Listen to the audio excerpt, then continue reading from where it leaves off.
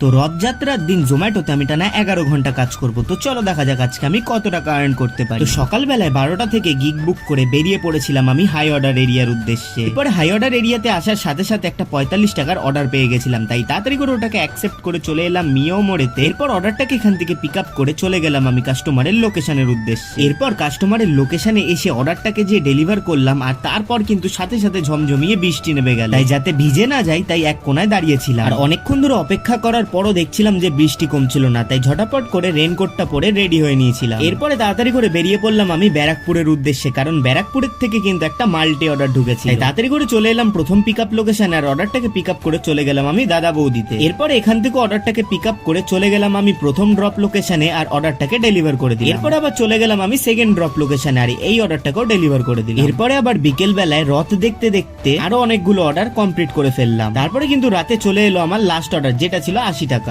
Order accept করে চলে এলাম এই দোকানে, আর তাড়াতাড়ি করে ভেতরে গিয়ে অর্ডারটাকে এখান থেকে পিক আপ করে চলে গেলাম আমি কাস্টমারের লোকেশনে, আর এই অর্ডারটাকেও ডেলিভার করে দিয়ে বেরিয়ে পড়লাম আমি বাড়ি যাওয়ার উদ্দেশ্যে।